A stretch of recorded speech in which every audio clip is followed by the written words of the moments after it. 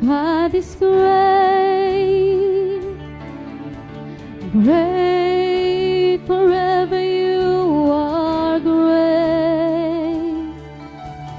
You deserve our praise.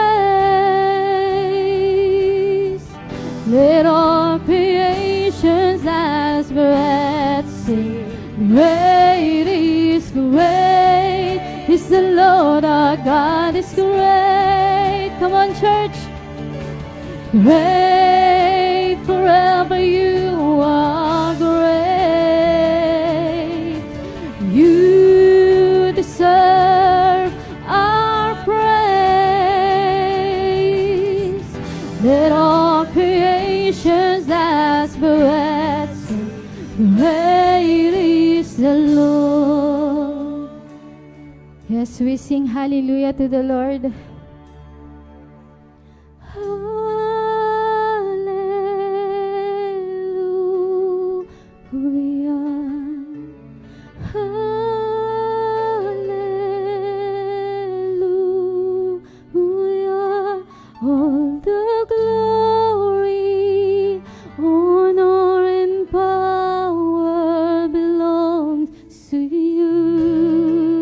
Love endures forever.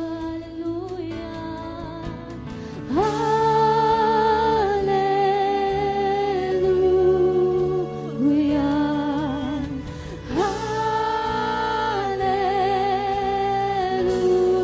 Hallelujah.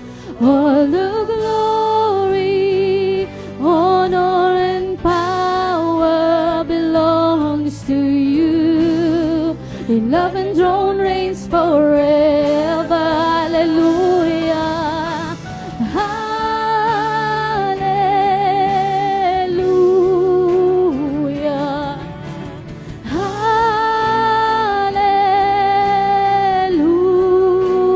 Hallelujah.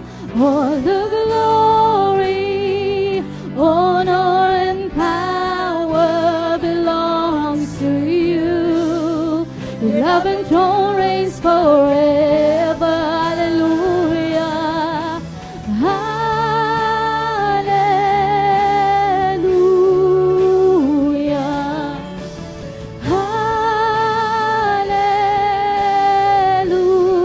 Hallelujah.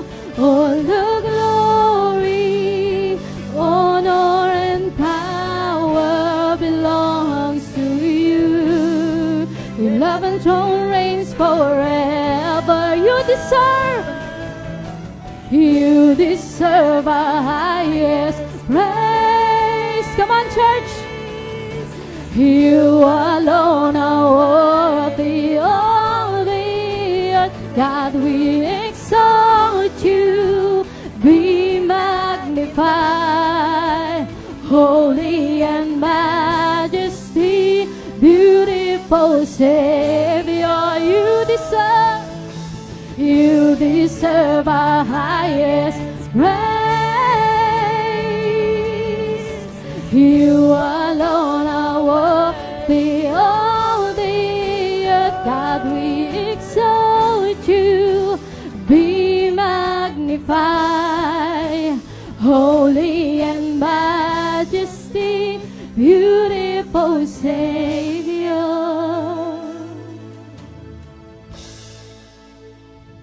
Come on, church. Ang nais ng Lord sa oras na ito, isuko mo ang buhay mo sa Panginoon. Sa kabuti sa atin, tunay na dapat mapurihan natin siya sa tunay sa ating puso. Maraming bagay ang mali sa ating buhay, pero kapatid, maniwala ka. Tapat ang Diyos. Tapat siya ng pag-ibig sa bawat isa sa atin. Ang nais ng Lord, lumapit ka lang. Hindi ka niya bibiguin. Kaya naman, sama-sama nating awitan ang ating Panginoon. Sing hallelujah.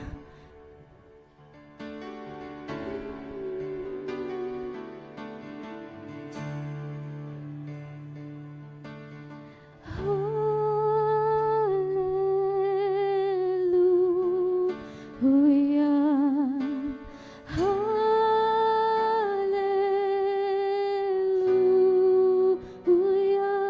All the glory, honor, and power belongs to you. Love endures forever. Hallelujah.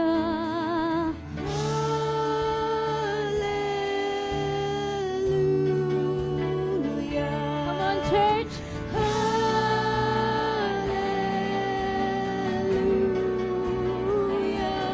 All the glory, honor, and power belongs to you. Love and joy reigns forever. Hallelujah. Hallelujah.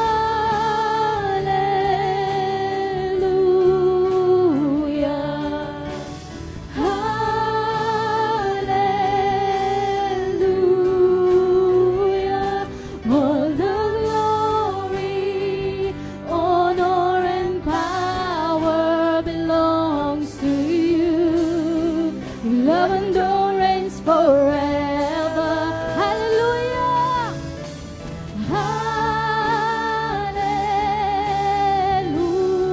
Hallelujah.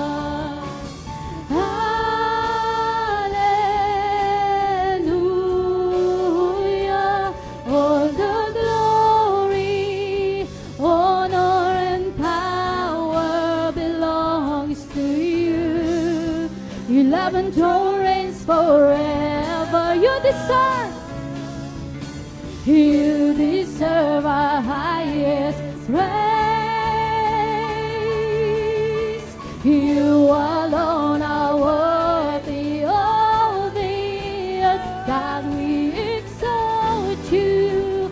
Be magnified, holy and majesty, beautiful Savior. Minsan pa, you deserve our highest praise. You alone are worthy of the earth. God, we exalt you. Be magnified, holy and majesty, beautiful Savior.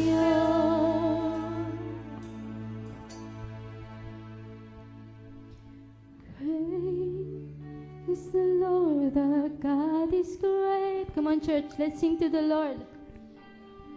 Great, forever you are great.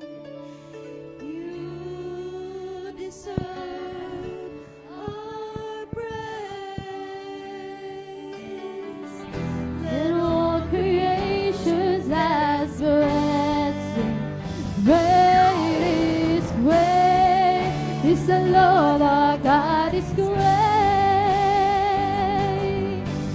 Great, forever you are great. You deserve our praise. Let all creations that's let all creations that's let all creations that's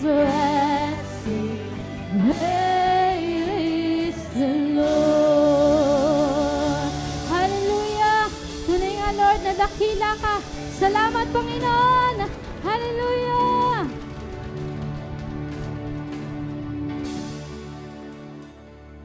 Let's continue to pray, mga kapatid. Panginoon, salamat sa kadakilaan mo sa buhay namin. Salamat, Jesus, dahil yung iyong sacrifice sa cross, Lord God, allowed us to see and experience your greatness, Lord God, in our lives. Salamat, Panginoon, dahil itong greatness na ito ay nagtatranslate sa everyday na buhay namin, Panginoon. Holy Spirit, be in our midst. Tulungan mo kami, Panginoon, na marinig ang iyong salita, Tulungan kami ng Holy Spirit na magkaroon ng kaunawaan, magkaroon kami ng bukas na kaisipan, bukas na spirit, Panginoon. Nang sa ganun, Lord God, yung pangungusap mo sa amin ay maging personal.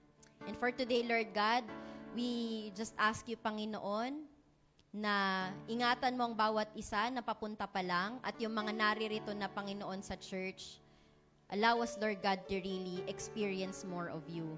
We praise and glorify you, God, for the life that you have lent us today, Panginoon.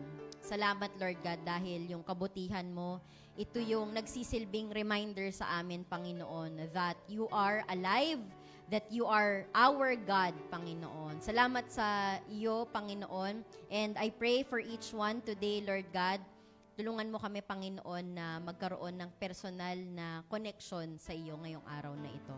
Salamat, Lord God. Lahat ng ito ay dinadalangin namin sa matamis na pangalan ni Jesus. Lahat po sa atin ay magsabi ng Amen. Ayan. Bago tayo umupo, sabihin mo nga po sa katabi mo, God bless you. Ayan. Bakit tayo nag-God bless you sa church? Mamaya pag-usapan natin yan. Pero sige po, makakaupo na po tayo. Ayan po. So sige po, Ate May, maaari na po tayong magsimula sa ating PowerPoint kung ready na po ang ating computer. So kamusta po tayo mga kapatid? Malamig pa ba sa lugar nyo? Nakakaligo pa naman ng maayos? Yan. Oo, kailangan natin yan para tayo para ma-bless yung iba. Kailangan natin maligo. Ayan. Pero sabi nga ng Pag-asa ay magkakaroon ng El Nino. Actually, nagsa-start na siya. Kaya i-enjoy na natin tong masarap na lamig ng weather kasi sooner or later ay iinit na talaga. Okay, sige pa, bigyan ko kayo ng few seconds, no, mga kapatid. Meron tayong naka-flash dyan sa screen. Tinatanong tayo kung, sige nga po, basahin natin kung ano yung tanong sa screen. Go! Ayan, so kapag translate natin yan, paano natin yan ita-translate sa Filipino? Anong recently, ano ang natanggap mong biyaya? Ayan, blessing from the Lord. Nito, pwede natin sabihin ay lately, pwedeng kanina, kahapon, pwede din for the past weeks, for the past months, pwede ding past year siguro. Meron ba kayong naiisip? Meron bang immediately nung nakita ninyo yung tanong ay meron kayong quickly sinabi, okay, ito yung bless ako ng Lord. Meron ba? May sumagot ba ng wala? O kung wala, ay sige, pwede natin sabihin na kung feeling mo wala, parang imposible. Tama ba? Na wala kang na-receive na kahit ano mula sa Panginoon lately. Yung fact lang na tayo ay naririto, ikaw ba ay nandito today? Yan. Okay. One, yung buhay na ipinahiram ng Panginoon, biyaya yan. Tama po ba? Yung katabi mo, kung yan ay kapamilya mo, kapatid, kakilala, ka-churchmate, yan, isa yan sa mga blessing mo. Tingnan mo nga, mukha bang blessing na galing sa Lord? Carry naman, te. Pwede na din. Pwede na. Okay. So, it's a good reminder for us to ask ourselves also, ano nga ba? Ano-ano yung mga blessings na nare-receive natin? Because sometimes, when we are desiring for something, nami-miss out natin that even the ones, yung mga bagay na hindi natin hinihingi sa Panginoon, ay binibigay. Meron bang hindi ka hiningi pero binigay? Di ba? Dahil kung gayon, merong binibigay ang Lord na hindi mo hinihingi, ibig sabihin, alam ng Lord na kailangan mo to, kahit hindi mo consciously naiisip na you need it. Okay po ba yon? Halimbawa, meron bang sa inyong nagkaroon ng ubo-sipon lately? Di ba? Pag may sakit tayo, ganyan, ubo-sipon, yung ang dinedesire natin, pinagpipray natin ay yung kaginhawahan. Di ba? Ng paghinga, ng pagsasalita na hindi ka paos. So, in a sense, at that moment, ang desire mo ay gumaling ka. Pero alongside with that, the Lord has provided you a way para ikaw ay gumaling. Provision sa pagbili ng gamot, pagpapacheck up, Or, yung fact lang na ikaw ay binigyan niya ng kapahingahan. Di ba sabi nila yung kapag ang katawan daw ay, kunyari, nagkakasipon ka, it actually requires you, yung katawan mo nire-require ka niya na magpahinga. So yung rest, yan, biyaya yan ng Panginoon. So itong pinag-uusapan natin ngayon, ay nawala po yung PowerPoint. Ang pinag-uusapan po natin ngayon mga kapatid ay bahagi pa rin ng ating growth series. At last time, si Ate Julie ang nag-speak So in a way, anong letter na ito sa tingin nyo?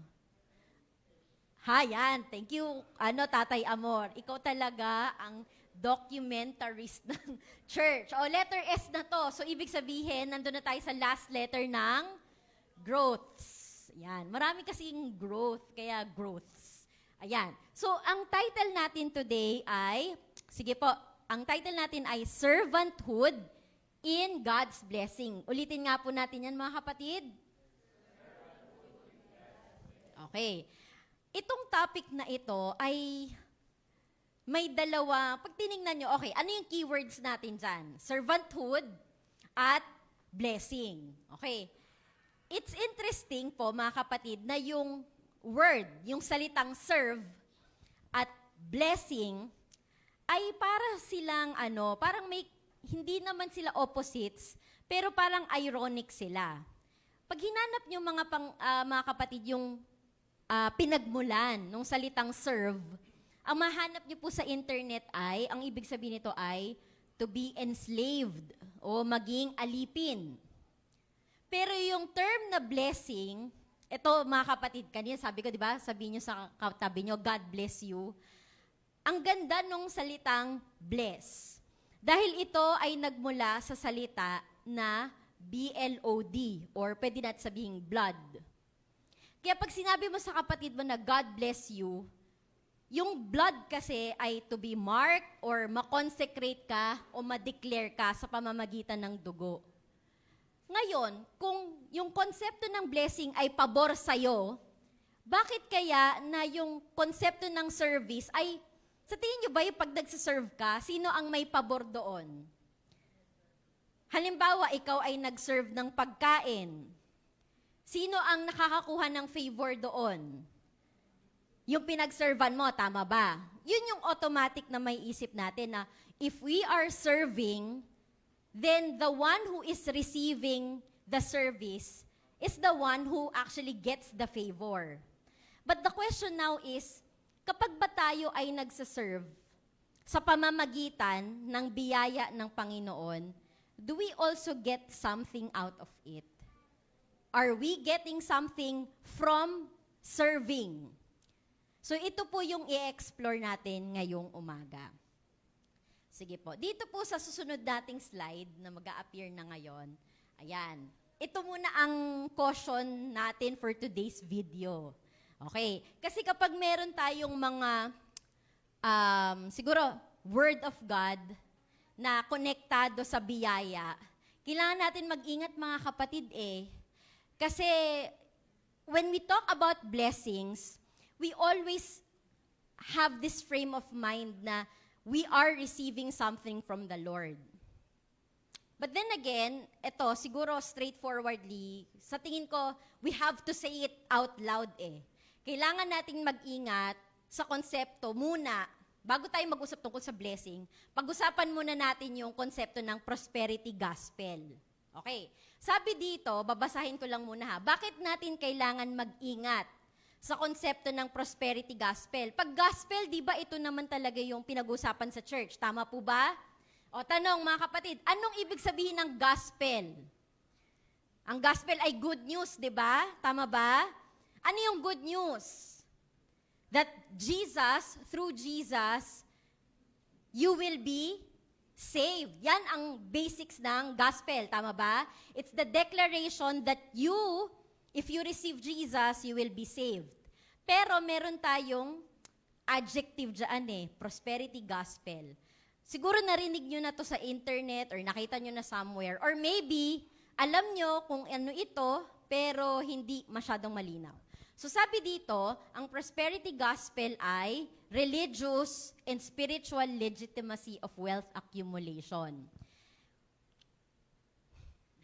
Hirapan ako ah. Okay, so isipin ninyo ito mga kapatid. Kapag ba kayo ay pumupunta sa church, nagpe-pray kayo for financial blessing? Tama ba? O hindi? Ay, di ko kailangan ng pera. Okay na ako. O, sige, let's be real. Do you pray for financial blessing? Okay. But then again, if we focus much on seeing that whenever we are praying for money, sige, let's say money or financial blessing, kapag inisip natin na pag tayo ay nag-pray, Lord, palaguin mo ang aming negosyo. Kunyari na lang. Or Lord, i-promote mo ako sa aking trabaho. If you are thinking that you have to go to church para mag-multiply o dumami ang iyong pera, prosperity gospel yan mga kapatid. Bakit? Kasi iniisip mo that Jesus is like, siguro parang genie. That Jesus is like someone na maaring mag-grow ng iyong kaperahan. Mali ba yun? Hindi yun mali mga kapatid. But then again, if you focus too much on claiming, sabi dyan, health and wealth is a divine right. Yung divine right ng pagiging Kristiyano, ito ay biyaya lang ng Panginoon. Tama po ba? Yung buhay natin, lahat ng tungkol sa atin, lahat ng meron tayo, dahil lamang po yan sa biyaya ng Panginoon. Hindi natin yan karapatan. At pag inisip natin na karapatan kong yumaman, umunlad sa buhay dahil ako ay Kristiyano, naku, mali po yun.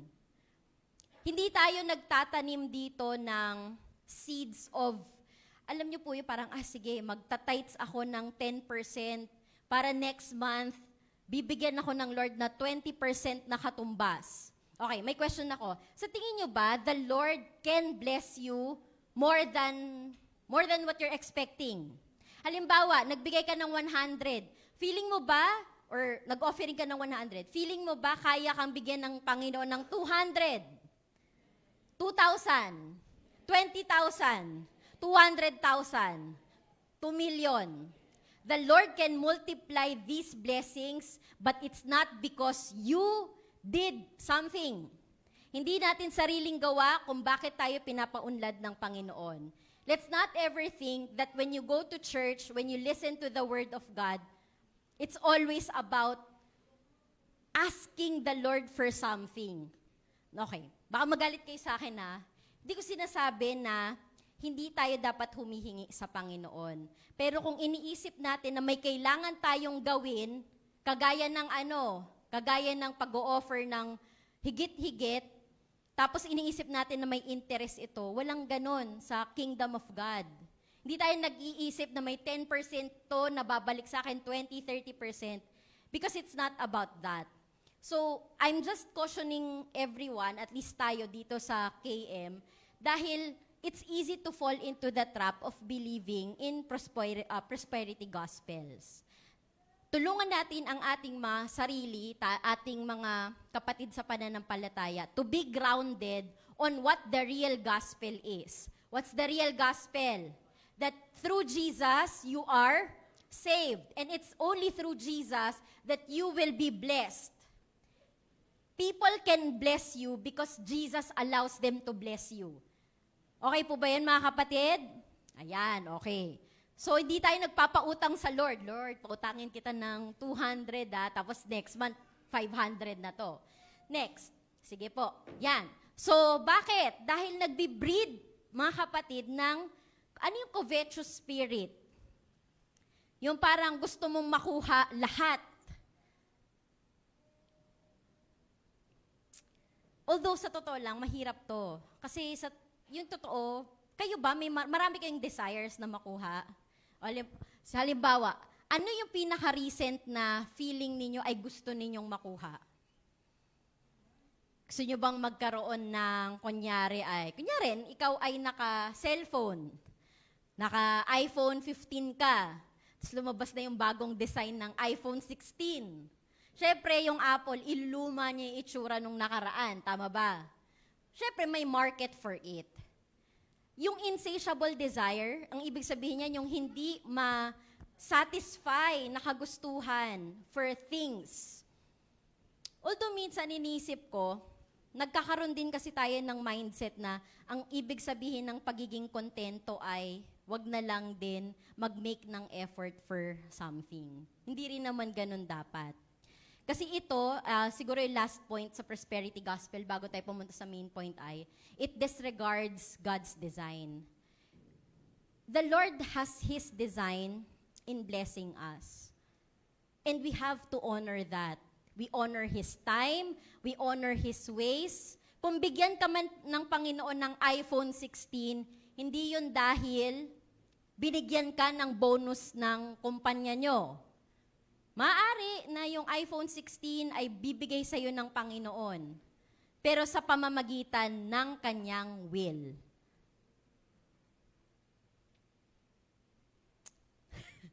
Okay lang ba tayo? Okay lang tayo, guys, ha? Okay, sige. So, ngayon, para naman hindi masyadong mabigat yung pagtingin natin sa prosperity gospel, siguro, let's ground ourselves with the Word of God. Okay. Ang pinag-uusapan natin today ay, paano tayo maglilingkod in the midst of being blessed by the Lord? So siguro, simulan natin sa Deuteronomy 8:18. Basahin po natin na sabay-sabay, nakikita naman po ano. Sige, 5, 6, 7, go.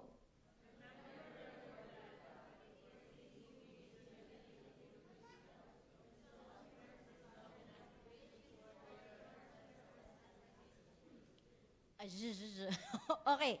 Sige. Ang sabi dyan ay, sino daw ang nagbibigay sa atin ng kakayanan to produce wealth? Okay. Sige nga po, taas natin ng kamay. Sino pa po dito ang naghahanap buhay? Through negosyo, through employment, ayan. So siguro mga 90% sa atin dito ay naghahanap buhay pa. Okay. Paano tayo binibigyan ng Panginoon ng the ability to produce wealth? Okay. Ano po, sir? Exactly.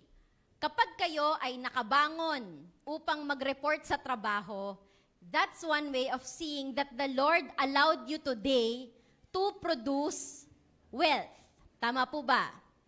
Ngayon, ito ang isang bagay na kailangan natin i-highlight.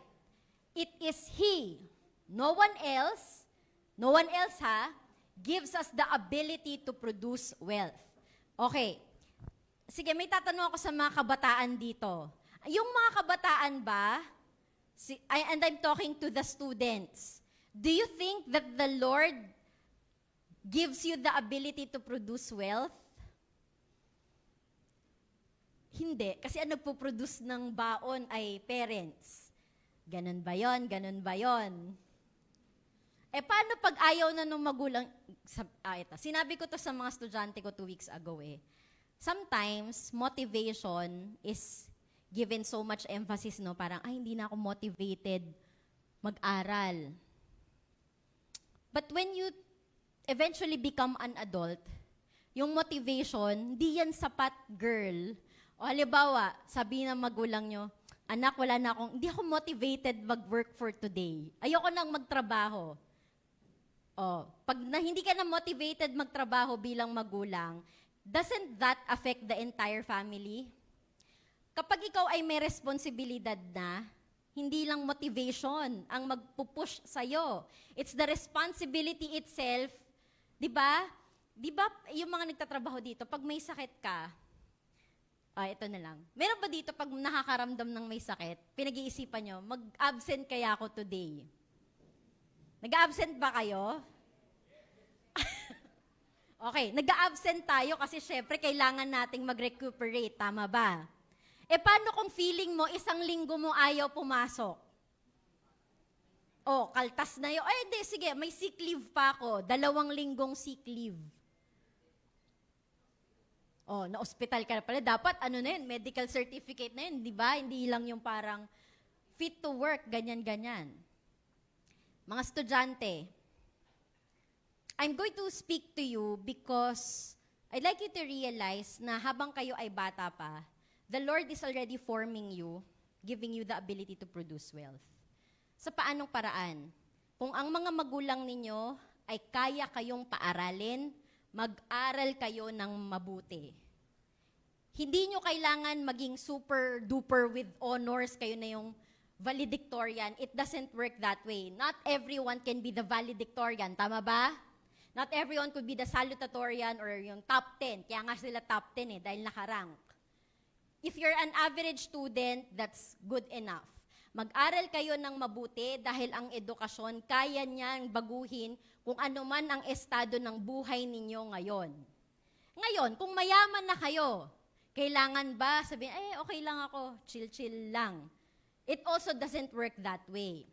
Meron akong i-share sa inyo in a little while, pero sige po. Sabi dyan, we honor God's power to give, ano yun? To give what? What He intends. Kailangan natin i-acknowledge that the Lord has a way of giving us whatever He intends to bless us with. O kung ano man yung gusto ng Panginoon sa paraan, o kung ano yung ibibigay niya sa atin. Okay, lately ko lang ito na-realize. Siguro yun na lang, yung personal ko na lang, no, ang ikikwento ko. Nung college ako, meron bang nagka-campus journalism ng mga bata? O yan, baka meron, pero secret lang. Okay, nung college ako, meron akong desire na maging campus journalist. Bakit? Dahil nung high school ako, nag-try akong apply maging campus journalist nung high school. Tapos di ako natanggap. Siguro hindi naman sapat kasi yung kakayanan ko nung high school ako. So nung nag-college na ako sa PNU, no first year college ako, nung, di ba merong mga organization fair, apply kayo sa mga organization, yun yung una kong tinarget. At yun, nakapasok naman ako bilang correspondent. Doon sa 4 years ko na pagsistay bilang campus journalist, yan, sulat-sulat ng news, ganyan, whatever, sulat-sulat lang. 4 years ako nagstay doon at hanggang makagraduate ako sa PNU, campus journalist ako. Dati, meron akong pagsisisi na parang, bakit ba ako ang pangalan kasi ng paper namin ay The Torch Publications. Meron akong konting pagsisisi na parang, ba't di nila ako nag-aral talaga, nag-focus ng pag-aaral? Di sana, graduate din ako na parang si Matt, na cum laude. May ganun akong feeling. Pero, ngayon na medyo mas matanda na ako, meron akong konting na-realize na yung 4 years ko na yon na nag-campus journalist ako, ay nagagamit ko ngayon na teacher na ako. Sa paanong paraan? Yung training na na-receive ko sa campus journalism has helped me a lot in sharpening my skills, not only as a teacher. In fact, siguro i-share ko na din na lately, nagkaroon ako ng opportunity to hold an office. Mga 2 years na to, so far, 2 years na ako nandoon. At actually, si Matt yung nag-a-affirm sa akin na, oo nga no, nung bata ka, hindi mo inisip na itong gusto mong gawin can actually be a way for the Lord to bless you also in the future. Kumikita ba si Ate Kay pag nag-edit nung college? Hindi. MM lang. Ayun, kunyari, editor, Kathleen Teanyo, ganyan. Wala naman siyang, wala siyang monetary value noon. Pero ngayon na may edad na ako, pag mag-e-edit ako, I get something out of it.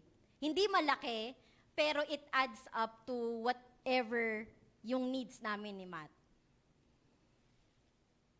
Yung mga parents dito, if nanonotice ninyo that your child has a skill, has a talent, and you can afford na suportahan sila, di naman laging kailangan ni-enroll, tama ba? Di naman kailangan na, sige, mag-voice lesson ka. Minsan kasi yung mga ganitong bagay, may bayad. I'm talking to the parents because you have to know this. If you support your children to things that they seem to like doing, you are building up the Lord's plans, and you are also building up for them the ability to produce wealth later on in life. And sometimes, the Lord works His way din eh. Pero eto, i-share ko ng mabilis. Dati may panood akong interview ni Bianca Gonzalez kay Atom Araulio. Ang pinag-uusapan nila ay tungkol sa passion. So si Atom Araulio kasi, ang passion niya ay photography. Kung kilala niyo si Atom Araulio kasi, siya ay physics major sa UP Diliman at dati estudyante siya sa Philippine Science High School. So kahit may passion siya sa photography, siya ay nagtapos ng physics sa UP.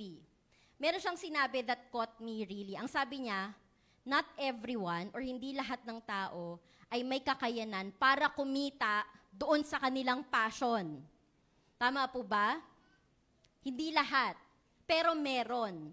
Halimbawa, siguro example na lang din natin si Mark Zuckerberg ng Facebook. Ang passion niya is really basically programming, ganyan, computer stuff. But Mark Zuckerberg, yung may-ari ng Facebook, is maybe just a little portion of the entire population ng mundo na maaring kumita ng malaki dahil ito yung gusto niyang gawin. Halimbawa, si Julie, gusto niya kumanta. Singer ba si Julie? Ay, oo. Ibig sabihin, there are things that you love doing, but it will not automatically allow you to produce wealth directly from it. Alam mo na, Julie. Hindi naman naging concert, diva si Julie eh. Sa passion niya. Halimbawa, ito. Si Matt, lagi niyang kinikwento sa akin na nung bata siya, he probably had an opportunity na magtugtog sa barko. Tama ba? Ano lang, invite. Kikita ba si Matt ng malaki kung nag-jump in siya sa opportunity na yun at that time? Definitely. Yung entertainment sa barko will probably make him richer. But the Lord did not allow it to happen eh. So yung passion ni Matt sa music, hindi siya kumikita dyan. Kumikita ka ba dito sa pagpapiano-piano mo? Hindi naman. Pero sometimes, the Lord will provide you opportunities that your passion becomes your income source din. So in a sense, hindi natin maaring palaging ipilit lang na kung ano yung passion natin, ito yung pagkakakitaan natin. Sabi pa kasi ni Atom Araulio ay, many people or maraming tao na kailangan magtrabaho para ma-feed nila yung passion nila. Kinailangan ni Matt mag-work para makabili siya ng sarili niyang, ang tawag dito, sabik sa organ? Keyboard. Hindi ito organ, keyboard daw. So, yon. Okay, I'll ask you then. Tatanungin ko po kayo ha. Doon sa mga nagtatrabaho na, itong trabaho ba na ito yung passion nyo talaga? Makoy, ito ba yung passion mo? Okay. I'll tell you this. Sige, dahil nakita ko si Makoy. Yung work ni Makoy ngayon might not be his passion, but the Lord has blessed him with this employment. It's the Lord's way of blessing him financially. Darating yung panahon that Makoy will probably find a different employment. Maybe according to his passion, maybe according to his skill. Pero either way, the Lord prepares every one of us to be able to produce something. I think marami tayong church mates dito no, na nagtatanim. Yan, nagtatanim o nakapag-work na sa bukid. Lagi akong may amazement talaga doon sa mga tao na kayang magtanim at mag-produce ng crops. Dahil lahat ng halaman namin namatay na. Isa na lang natira. So, ibig sabihin, sabi ng mama ko na agriculturist, hindi daw totoo yung green thumb. So, myth siya. Myth dahil yung pag-aalaga ng halaman ay scientific na ginagawa. So, hindi ko pwede sabihin na namatay lahat ng halaman na pinagbibili, pinaghihingi ko dahil wala akong green thumb. It just happens na wala akong disiplina to take care of the plants. So, isa na lang natira. Actually, nag-visit yung parents ko noong nakaraan. Sabi ng mama ko dun sa halaman sa may bookshelf namin. Sabi niya, oh, ang laki na nito ah. Sabi ko, oo, yan na lang yung natira eh. So, kung di ko pa yung dinidiligan, edi wala na talagang kahit isa. If the Lord has blessed you with stamina, lakas ng katawan, para magbungkal ng lupa at mag-grow ng mga halaman na maaaring ibenta o kainin, that's His way of providing you with that ability. Sa paano paraan pa ba tayo nagkakaroon ng abilidad? Kakayanan. Merong mga tao na self-taught. Tinuruan ng sarili para maging chef. Meron ba dito na masarap magluto pero hindi nag-aral ng kahit anong culinary arts? Sarap ba kayo magluto? Pwede na. Ako, basta kung magluto ako, kakainin naman ni Matt yan kasi wala naman siyang choice. Unless magpapa-grab siya. Yan, oo. Buhay pa naman siya. Oh, yan. Hindi pa naman siya, It's interesting also how the Lord works His way by building us up. You have to believe that opportunities that come your way come from the Lord. Now, I'll ask you then, paano mo malalaman kung hindi yun yung paraan ng Lord to bless you?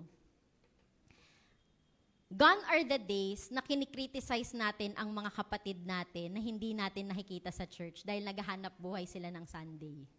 Wag ganon, guys, ha? Okay ba yun? Kung wala sila dito ng Sunday dahil kinailangan nilang magtrabaho, hindi naman ibig sabihin na tinalikuran na nila ang Panginoon. Grabe naman. Grabe naman yung judgment natin doon. Kung may duty sila or may work sila ng Sunday, it's not for us to judge. Why? Because the Lord knows exactly what He's doing to this person's life. And if ever mali yung iniisip ng tao na to, halimbawa, di talaga siya nagpupunta sa church kasi, kunyari, may work siya ng Sunday. Hindi natin yun na dapat pakialaman pa. Business niya yon sa Panginoon. Tama po ba? If you find yourselves here in the church every Sunday, that's God's blessing to you. If the person is not here ng Sunday, wag na nating pag-usapan bakit. Hayaan natin sila doon sa business na Lord ang may karapatan lang mangialam sa buhay nila. Tama po ba? O, kung hindi kayo nag-a-agree, okay lang po. di din namin kayo talaga ma-change of mind dyan. Okay, meron akong isi-share dahil narinig ko din to sa preaching. Narinig ko to sa pakikinig ko sa CCF. Tapos hinanap ko yung kwento. So, totoo pala. Okay, kung kilala or kung alam ninyo yung, narinig nyo na siguro yung Nobel Prize. Yan. Yung Nobel Prize, ito ay binibigay sa mga ina-acknowledge sa buong mundo. Sa alin? Sa anong larangan? Sa physics, sa chemistry, sa medicine, sa literature, at sa peace. So, 5 Nobel Prize yan. So, apparently, itong si Alfred Nobel ang pangalan niya. So, sa kanya ipinangalan yung award. Ay, by the way, wala pang Pilipino na nabibigyan ng Nobel Prize. Okay, wala pa. Nothing close. Kasi syempre may criteria ito eh. So, si Alfred Nobel pala ay nagmula sa industriya ng pagkikreate ng dynamite. So siya, bilang isang engineer, bilang isang chemist, siya ang nag-imbento ng, alam niyo yung TNT? Nanonood ba kayo ng Looney Tunes? Pinapaputok ni, Roadrunner ba yan? Roadrunner? Anong pangalan niya? Coyote E. Something. Yung si Coyote at saka yung si Roadrunner, lagi magkaaway yan. Yung mga naghahabulan sila sa mga bundok, tapos nagpapasabog sila ng TNT. Si Alfred Nobel ang nag-create nung blasting cap. So parang nung bago niya na-invent yun, mga gunpowder at mga mahinang level lang ng dynamite. So si Alfred Nobel, yumaman siya sa industriya ng pag-create ng mga pampasabog. So you could just imagine anong naging role ng dinamita sa mga war sa mundo. So where did that change of mind, parang isipin nyo, ikaw na nagbibigay ng Nobel Peace Prize ay nagmula sa pag-create ng dinamita. So apparently, merong kapatid, si Alfred, na ang pangalan ay Ludwig. Nung namatay si Ludwig, nag-publish sa dyaryo ng, obituary. Di ba yung obituary? Yung mga nagbabasa dito ng dyaryo nung unang panahon, ano nakalagay sa obituary? O yung information na si so-and-so ay namatay na at ang kanyang mga labi ay makikita sa ganito. Ngayon, text na lang, no? Or, okay, basta yun.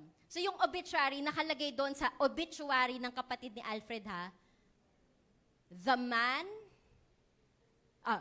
The merchant of death is dead. So akala nila si Alfred yung namatay, pero ang totoo, yung kapatid niya na si Ludwig. Kasi yung buong pamilya nila ay involved sa pag-create ng dinamita. So nung na-publish yung obituary, doon siya nagkaroon ng realization na ginamit niya yung katalinuhan na ibinigay sa kanya para masupil ang napakaraming tao sa pamamagitan ng mga dynamite. And so, nung nagsulat na siya ng last will and testament niya, meron siyang dinedicate yung life fortune niya sa pagkikreate ng dinamita ay dinedicate niya. So, ang sabi ay 31.5 million Swiss money, dinonate niya para ma-establish yung Nobel Prize. So, ngayon, yung pera niya ay ginagamit niya para i-honor yung mga tao na may kakayanan sa physics, sa chemistry, sa medicine, sa literature, at sa peace efforts. I-acknowledge sila dahil sila ay tumutulong sa humanity. Hindi ko alam, pero I can only assume baka hindi naman Kristiyano si Alfred Nobel. Pero what I'm saying is, you know, the things that you can do, the things that your hands can do, yung mga kaya niyong gawin, yung mga kaya ninyong isipin, yan ay biyaya ng Panginoon. Sa tingin niyo ba, inintend ng Panginoon na gawing matalinong tao si Alfred Nobel para mamatay ang sangkatuuhan dahil sa talino niya? Grabe yung irony na yun, ano? If the Lord intends that you become a great person in the future, it's for you to serve. Pero mahirap siyang isipin, di ba? Pag iniisip kasi natin, pag umunlad ka na, naging boss ka na, for example, it's interesting when we think that when you are a boss, hindi ka na of service. Na ang nagsaserve lang ay yung mga low-ranking people. Alam niyo, okay, syempre, ano lang naman gusto ko lang din i-share, no, para ma-honor ko rin siya in a sense. Alam niyo, si Matt kagabi, galing kami sa concert. Concert kagabi, it's na dito sa church ng umaga. Okay, may activity sila sa FEU. Gusto ko lang sabihin na kahapon, nagbubuhat si Matt ng upuan, naggagawa siya ng legwork. Hindi ko sinasabi ito dahil asawa ko siya. Gusto ko lang example na when the Lord promotes you, it doesn't mean that you cannot be doing service with the work of your hands.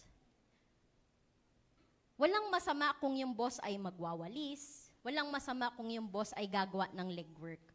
Pero if nandun ka na sa taas, sa tingin ninyo, kailangan ba na parang ang iniisip natin ay yung magsaserve lang ay yung mga nasa mababang posisyon? It doesn't work that way. Yung mga CEO ng kumpanya, yan ay nagsaserve, hindi doon maybe sa physical na paraan. Maybe doon sa paraan na kung paano sila nag-iisip palagi ng paano nila gagawing best yung work experience para sa kanilang mga tao. Alam niyo mga kapatid, yung konsepto ng service, kaya minsan mahirap siyang paniwalaan din kapag politiko ang nagsasabi. Bakit? Kasi kung yung term nga na serve, ibig sabihin to be a slave. Ba't sila yung pinagsisilbihan? Pinapaupo sa harap, ano pa ba, pinapakain ng good food. Ibig ko sabihin, it's difficult to actually balance things out, especially if we think always na ayoko nang gawin itong mga lowly things at hayaan ko na i-promote na ako ng Lord. Okay, tanong, doon sa mga na-promote na dito, anong feeling ng napopromote? Sige nga, taas ating kamay, sino na ever na-promote dito? Okay, 1. Meron na ba? 2. Meron, 3. Meron na bang na-promote na iba pa? Okay. Ano yung feeling ng napopromote? Masaya kasi it affirms that you did well. Tama ba? Tanong, pag di ka ba na-promote, ibig sabihin you did not do well? Hindi rin ganon yon. Hindi rin ganon. Because your time will come. Do you believe that your time will come, that you will be promoted also? Pero meron din akong nabasa ha, yung mga millennials kagaya namin. So yung mga millennials dito, woo! Rimar, ba't di ka nagre-reply? Bakit di mo sinasabing millennial ka? Kasi Gen Z, ano? Sabi ng research, yung mga millennials daw, lately, lalo na younger millennials, ayaw na nilang tumanggap ng middle manager positions. Bakit? Dahil kailangan mo pagsilbihan yung nasa baba mo, pero kailangan mo mag-keep up sa demands nung nasa taas mo. So parang hinahatak in two directions. Na sinasabi na hindi naman worth it yung konting increment. Magkano ba increment pag na-promote ka? Baka hindi nga 10% di ba? Parang hindi. So hindi daw worth it na parang, dalawa yung pinagsisilbihan mo, tapos lahat ng mabibigat na trabaho ay nasa gitna. Pero din, wag nating gawing mindset yung di ako magtatrabaho ng mabuti kasi bibigyan ako ng maraming trabaho. Totoo naman talaga yon. Totoo ba yun? Totoo ba yun, Julie? Totoo ba yun, darling, na totoo naman talaga yan. Pero ano yung gusto kong sabihin dito? If the Lord has given you a gift, bakit mo yun ipagdadamot? Siyempre mapapagod ka, totoo naman yan. Tama ba ako, Jezreel? Nakapagod, di ba? Pag nandun ka na. But are you going to withhold that ability and refuse to be of service din naman?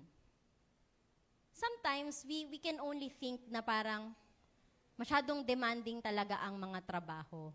Pero sometimes, it's also a way for the Lord to make us grow. Diba? Sige po, punta po tayo sa Luke 16 naman. Ito na yung point number 2 natin. Sige po, 5, 6, 7, go. Use worldly wealth.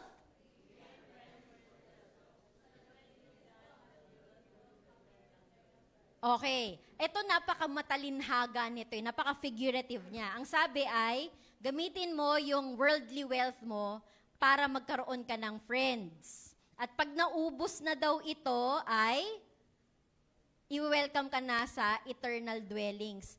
Ito, you can recall yung kwento ng prodigal son, di ba? Meron siyang maraming pera na in-inherit niya. Pinilit niyang i-inherit agad-agad. At ginamit niya yun to gain friends. Tapos nung nawala na, anong ginawa niya? Saan siya pumunta? So, nag-struggle na siya, ganyan. Okay, so bumalik siya sa kanyang father. Okay. Now, the question now is this. Is worldly wealth bad? Masama ba na ikaw ay ano ba yung mga worldly wealth, mga kapatid? Bigyan niyo ako ng isa. Pera. Ano pa? Mga hindi lang isa. Mga sasakyan. Kasi yung isa, super liability yung isang sasakyan, di ba? Pag marami na, ay siguro you can manage more, no? So, mga sasakyan, ano pa? Mansyon, mga ari-arian. Nasabi niyo na ba sa sarili niyo, ang dami kong ari-arian? May ganun ba? Parang, anong feeling ng maraming ari-arian? Can't relate. Okay. Pero, hindi natin kailangan, sorry for the term ha, hindi natin kailangan i-demonize yung konsepto ng worldly wealth. Because it's also an extreme way of looking at it. Sige, pag-isipan natin yan. If worldly wealth does not exist, how do you assume that the Lord will allow you to survive? Hindi ba? Yun nga lang ay kung ang pinapractice na natin ay idolatry, na yung worldly wealth na ang nagpapaikot ng mundo natin. So, in a sense, okay, this is where things get more interesting because this is how we might be able to see it, no? When we manage worldly wealth well, That's a time that we can probably be able to see what true riches practically mean. Anong ibig sabihin nito? Okay, if I will ask you, kaya nyo ba or namamanage nyo ba, mga kapatid, yung worldly wealth ninyo? Okay, anong example ng pagmamanage ng worldly wealth? Kung tayo ay nagbabudget. Nagbabudget ba tayo? Talaga ba? O, paano tayo nagbabudget? Pino-portion natin, di ba? Okay, pero kahit nga yung mga estudyante binabudget, o yung mga estudyante dito, binabudget nyo ba yung baon nyo? Meron ba nakaka-receive dito isang buong linggo yung baon? Tas pag Wednesday pa lang, wala na. Oo, dati natatakot ako na parang pag Wednesday, Thursday, lalo na nung nag-boarding house na ako sa Manila, parang Wednesday pa lang, parang wala na akong pera. Tapos okay, yung boarding house ko, katabi lang niya yung opisina ng mama ko sa San Andres Bukid. Natatakot ako na parang pupunta ba ako sa office ng mama ko para humingi ng, ma, wala na sorry. Pero may fear ako dati na parang, pag di ko siya na-manage, bahala na ako sa buhay ko. Pero I realized, pag medyo maedad ka na, training siya Siyempre, pag nasa wallet mo yung pera mo, okay, di ba ngayon yung 1,000, pag nabaryahan na, ubus na yon? Nag-agree ba kayo? So, yung 1,000 na may agila, pag yan pinakawalan mo, girl, mamaya, wala na rin talaga siyang value. Yung feeling ko na ganun dati sa 500, tama ba? Pero ngayon yung 1,000. Tsaka naisip ko ngayon, okay, tinatanong ko kasi yung mga estudyante minsan, parang, mahal ba yung pagkain sa kantin? Nasa-surprise ako na sinasabi nila mahal yung kanin. Pero sa HSI kasi, mahal talaga yung kanin. Hindi ko na nasabihin kung magkano. Pero mahal talaga yung kanin. So parang, kanin pa lang yun baon pa lang pinag-uusapan. So what am I saying now? When we manage our worldly wealth, the Lord will be able to entrust us not only of greater, ayoko sabihin greater wealth pero more or less ganun naman talaga yon. Di ba? Sabi nga, kung ikaw ay napagkakatiwalaan sa maliit, pwede kang pagkatiwalaan sa malaki. Tanong, ano yung pinagkatiwala ng Panginoon sa'yo dati na maliit? Na ngayon, nakikita mo, pinagkatiwalaan ka na sa mas malaki. Alam niyo yung promotion, isang example yan. Kung ikaw ay empleyado, nasabi niyo na ba sa sarili mo, hindi ko gagawin yan, wala yan sa kontrata ko. Tao ba? Wala na yan sa kontrata ko. Nakalagay sa kontrata, dapat lang ako nagtatrabaho ng 8 hours. Anything beyond 8 hours ay overtime. Oh, yeah. Okay, sabihin ko sa inyo sa teaching, walang overtime. Wala kaming overtime pay. Tama ba, Liza? Wala overtime pay. Walang overtime pay. So pag may program at babantayan-bantayan mo yung mga students, di siya thank you, pero hindi rin siya binabayaran. Bakit? Dahil sa teaching, may tinatawag na exigency of service. So, wala yun sa kontrata, pero given that if you have a program, you might need to extend, hindi ka nila babayaran ng overtime pay. Pero merong, ano ba yung tawag dun yung offset? O kunyari yan, si Matt, kahapon nag-eme siya sa concert, mag-offset siya ng isang araw. Di siya papasok. Pwede naman yon. Pwede din mag-leave ka.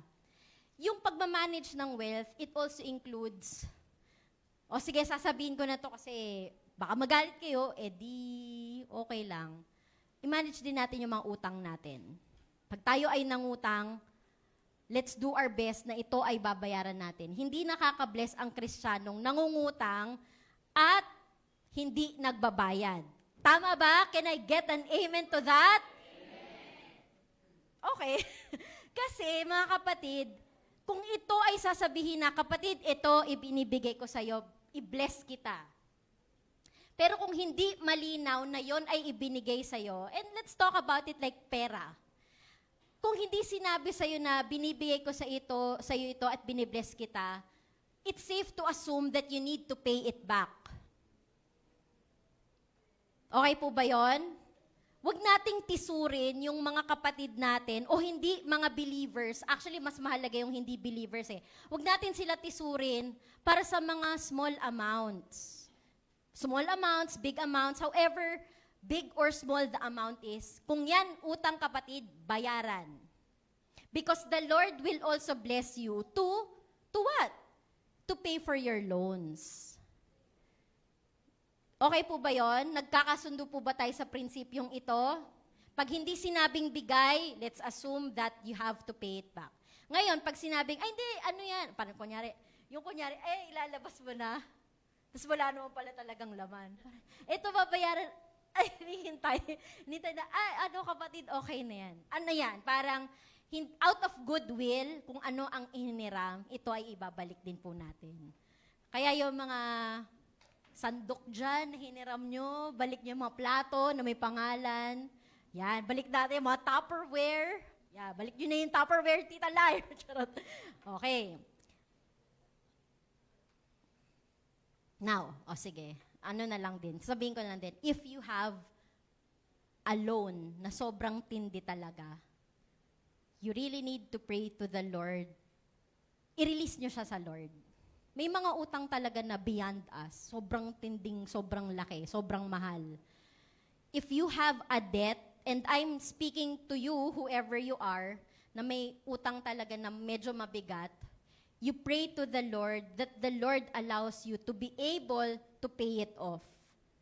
What do you pray for? Lord, wag mong hayaan na matisod itong kapatid ko sa akin dahil di ko mabayaran itong utang na ito.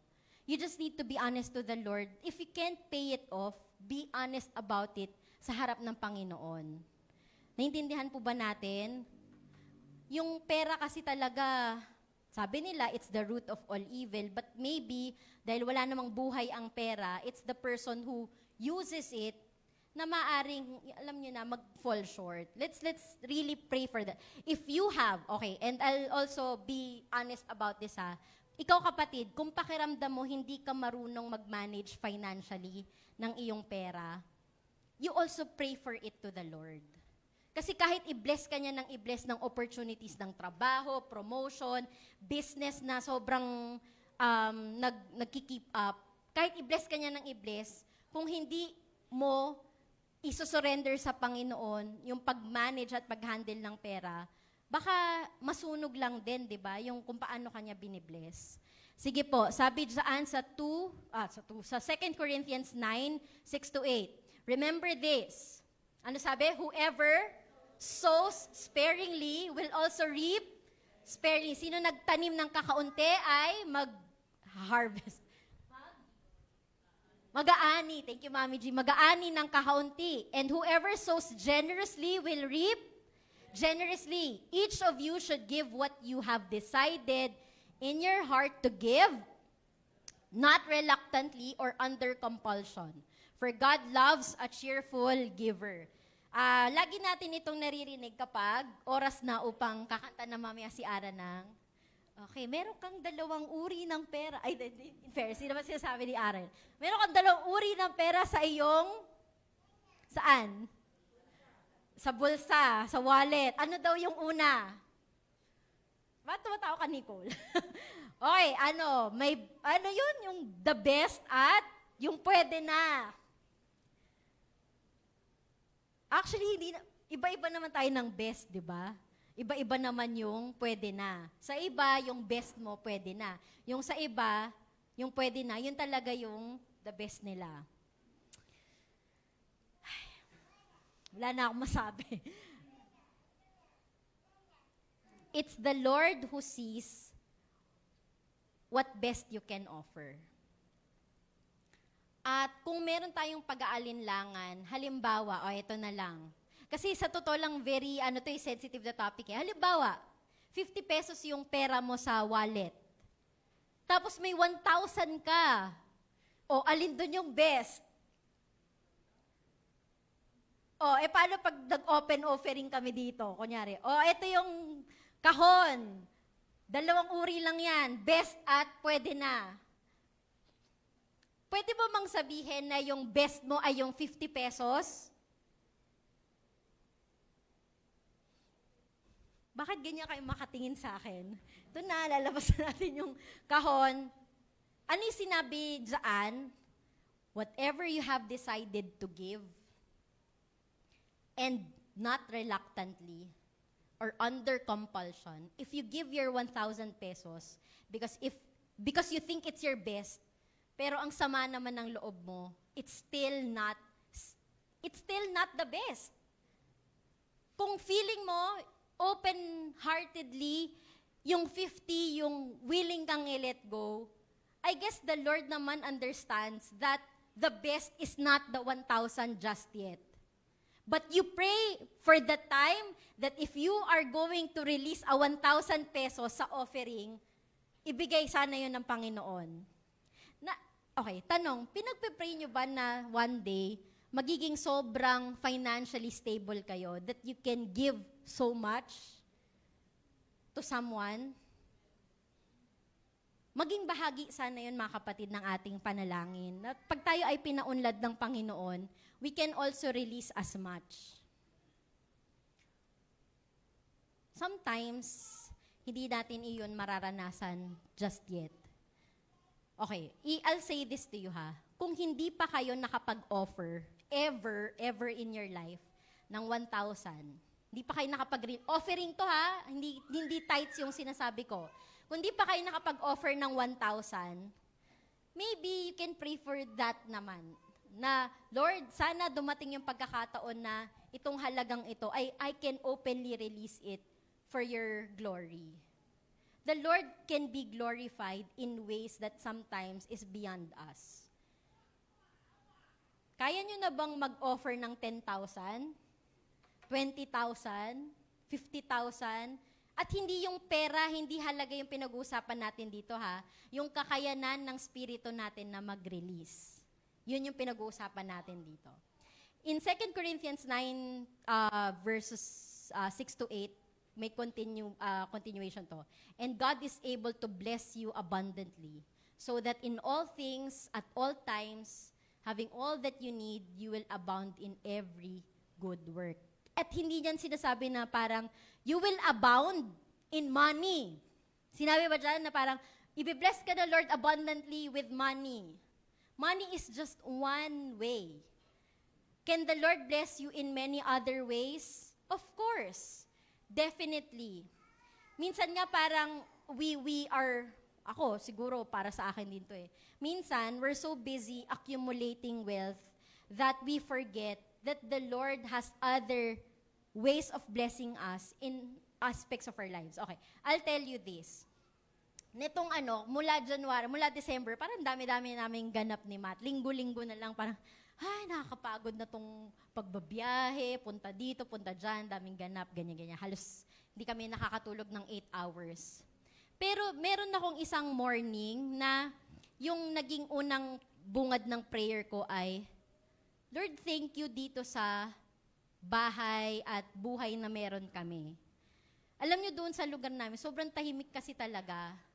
And for me to wake up na naririnig mo yung huni ng ibon, parang it comes to you na when you're so busy with making a living, minsan nalimutan natin na yung serene morning is already a blessing from the Lord.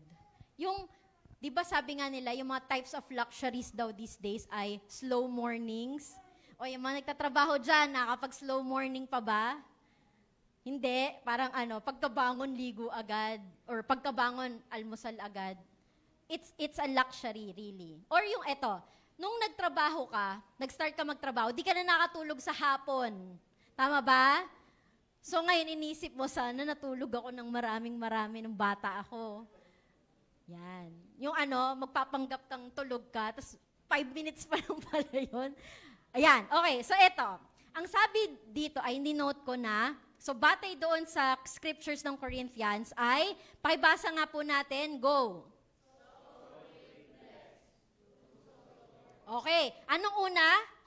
So, magtanim. Pangalawa, mag-harvest o mag-ani. Yung pangatlo, hindi siya sow, tapos reap. Kasama sa cycle na ito ay yung pagbe-bless. Bakit? Tingnan nyo. kung tanggalin natin yung i-bless natin ng iba, whether it's with money or our efforts, pag tayo ay nagtanim, tayo ay mag-aani, tas isusow mo ulit, iririp mo, di ba nakakapagod naman din yon? Ang sabi dyan, you do this in order. Tingnan natin what makes it different when we bless before we sow again? Ibig sabihin, when we sow and then we reap and we take part of what we've harvested or a portion ng ating inani ay sinet natin to bless someone, to bless others, nadadagdagan yung kapasidad natin to sow. Halimbawa, eto kunyari, meron tayong kapatid dito na may sakit. So, nagtatrabaho ka, ito yung tinanim mo. Effort, oras, kakayanan, tinanim mo lahat sa pagtatrabaho. Nag-reap ka sa pamamagitan ng sweldo. May kapatid tayong nagkasakit.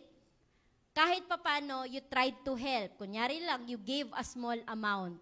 Dalawa na ngayon yung pwede mong isow ulit. Ano yun? Kung ano man yung natira doon sa sinweldo mo ay i-invest mo ulit in some other ways. Like nilagay mo sa savings mo. Pero guys, yung hindi nyo na-save dahil ibinigay ninyo, that is still sowing. Naintindihan ba natin yan? Ano yung sinusow mo? Nagsusow ka ng goodwill. Nagsusow ka ng fellowship with our churchmates. Nagsusow ka ng confidence sa kanila na someone will help them out. And the blessing of the Lord shouldn't stop in us. Halimbawa, bilines ka ng Lord, tapos wala kang ibang ginawa. Sinave mo lang or whatever. Sometimes it's fine, it's totally fine. Hindi naman kailangan palaging pera yung ibibless natin sa iba. Tama ba? Pero yung pagbe-bless kasi ng iba, ano ba yung root word ng bless or yung etymology niya? It's blood. It's consecrating with blood. So the Lord will be giving us a way to bless others. Minsan mahirap maunawaan kung paano tayo binibless ng Panginoon Pero at the same time, we also have to accept the fact that us being blessed is also actually the Lord's way of blessing others. Sige po. So ito na po yung last natin na point. Sabi dito sa Proverbs 3 verses 9 to 10, ano po sabi? Honor the Lord with your wealth, with the first fruits of all your crops. Then your barns will be filled to overflowing, and your vats will brim over with new wine. Anong una dyan? Sabi, honor the Lord. Honor the Lord. Anong kasunod? Pag nag-expect ka ng biyaya nang hindi mo naman ino-honor muna ang Panginoon, ibig sabihin, we're not giving due credit to what the Lord is doing in our lives. Ito, ang sabi dito ay, bring to God what is His. Okay, di sasabihin ko na lang din ulit. Pero kung kayo ay medyo may inis kay Ate Kay, okay lang din. Huwag natin utangin yung tithes natin. Kung feeling nyo, saktong-sakto lang talaga yung sinweldo or kinita natin for today, huwag natin utangin yung tithes. I-release lang natin. If it's the time of the month for you to give your tithes, just let it go. Just let go of the 10%. That 10% is the Lord's. It's not ours. Pinapadaloy lang ng Panginoon ito para ikaw mismo ang magbibigay. Naintindihan ba? Kapag dumaan yung sweldo, kasama dyan yung tithes or 10%, pinapadaan yan ng Lord sa iyong mga palad o kung gusto nyo sa inyong mga ATM or sa brown envelope para ikaw mismo ay maging bahagi ng pagbe-bless. Ng alin? Ng simbahan, ng Church of God. Naintindihan po ba natin yan? Okay, ulitin ko and I'll say this as honest as I can. Huwag uutangin ang tithes. ibigay lang. Ibigay natin sa Panginoon. Ngayon, kapatid, kung ikaw ay meron pang pakiramdam na parang masyado mabigat, okay, tanong, feeling nyo ba mabigat yung 10%? Halimbawa, 50,000 yung sweldo mo. Magkano yung 10% nun? Anong mabibili sa 5K? Grocery na yon, di ba? Grocery na ng ilang week siguro. I guess it's always about our mindset also. Na wag mong isipin, ito, halimbawa, anong mas malaking sweldo, yung gross o yung net? Yung gross. Isama mo na sa net mo yung 10%. Wag mong isipin na parang, okay, ang sisweldohin ko ngayon, ay kunyari, ang net mo na ay 35, na ibawas na lahat ng kakaltasin. Isipin mo that the net that's 35 is not 35 altogether. 35 yung sinabi ko. Okay, tanong, may consequence ba pag inutang natin yung tithes? Hindi to prosperity gospel, so hindi ko sasabihin, girl, pag inutang mo yung tithes mo next month, magkakaroon ng dilubyo. Hindi ganun yon. Because remember, remember this mga kapatid, if you are a believer, you will understand that tithing is part of your servanthood as a Christian. If it still feels heavy, at Kristiyano ka na, you pray to the Lord that you will be able to release that without feeling na parang nagbibigay ka ng masyadong mabigat sa puso. At yung mga parents dito, maybe you could also start off teaching your children that concept. Although hindi pa nila siguro sobrang maintindihan, pero ang prinsipyo lang naman dito ay ibabalik sa Panginoon kung ano yung para sa Kanya at sa Kanya talaga na pinapadaan lamang sa atin. So, bakit kailangan natin na mag-serve with God's blessings? And how do I serve with God's blessings? Okay, ito na po yung last slide natin. Nakita niyo po ba yan? Yung church, yung pamilya ninyo, yung komunidad ninyo, yung mga neighbors ninyo, at ang inyong circle of influence. Circle of influence includes yung mga tropa ninyo, mga jowa ninyo, pamilya ng jowa nyo, sino pa ang circle of influence nyo, mga kumpare nyo, kumare nyo, lahat yan. Isipin ninyo mga kapatid, what if you decide not to be of service to them? What effect will that have? Kunyari, sa pamilya na lang. Sige, yung church, yung neighbor at circle of influence, pag-isipan natin yan mamaya. Pero ito, doon po sa mga kapatid natin dito na hindi na naghahanap buhay, don't feel bad na kayo ay baka pakiramdam ninyo hindi kayo nagsiserve dahil God's blessing is only seen as money or whatever.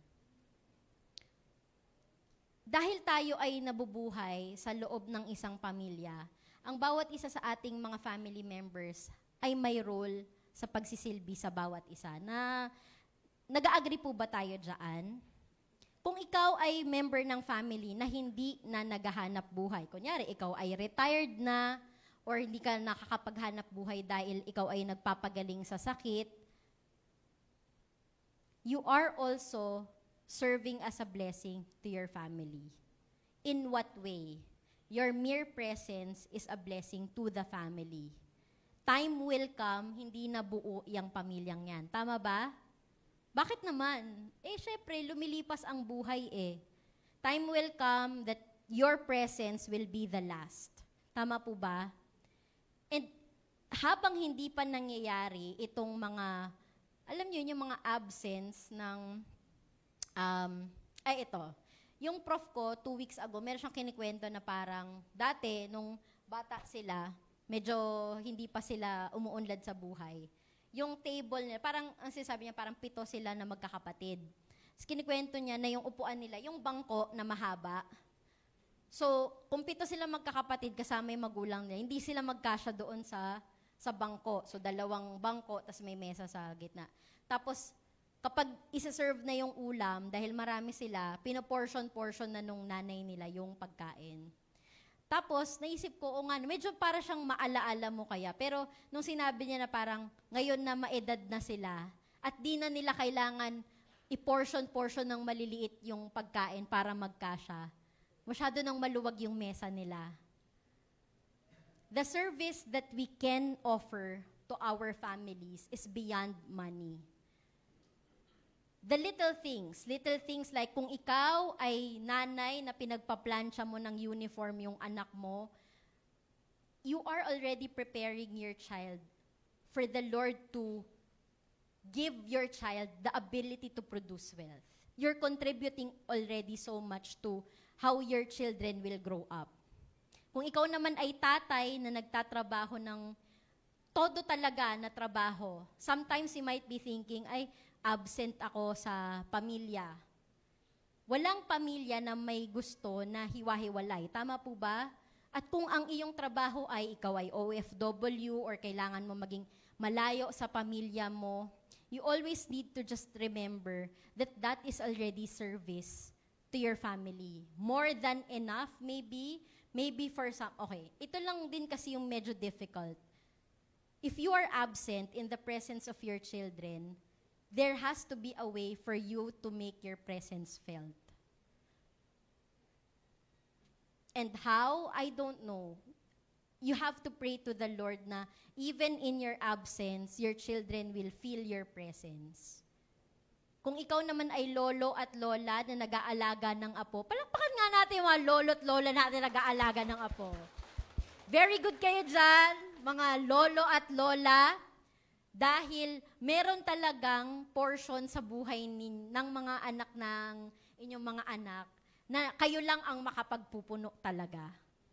Nakapagod ba mag-alaga ng apo? Si Mama G, hindi ako napupagod. Okay, sige, i-share ko na lang din to ha. Kinikwento ko to kay Matt noong nakaraan. Yung parents ko, wala pa talaga silang apo. So, lagi ako nag-wonder, anong character yung maa-unlock sa kanila once na sila ay maging lolo at lola? Meron bang na-unlock na pagkatao ninyo, mga lolo at lola? Wala? Hindi, ganun pa rin ako. Your capacity to love is more and beyond, tama ba? More tolerant. O ano pa nangyari sa inyo, naging lolo at lola kayo? Eto, naging fresh. Alam niyo yung mga pangyayari sa buhay na parang, okay, kaya ko inisip parang, ano kayo mangyari dito sa mama at papa ko kung maging lolo't lola sila? Kasi ngayon na hindi pa sila lolo't lola, nakita ko na yung full character nila eh. Pero yung naging lolo't lola kayo, mga senior members of the church, I'm sure merong na-unlock sa inyo na nung bata kayo, hindi nyo na-realize na meron pala kayo. Ano yun? Kaya ko ba lang mag-spoil? Ganon ba yun? Ganon ba yun? Oh, ayan. So, there is so much blessing in the presence of others. Kung hindi tayo ang breadwinner, breadwinners, kayo ba ang nagbe-bless sa inyong pamilya? Parang ayaw nyo na maging breadwinner.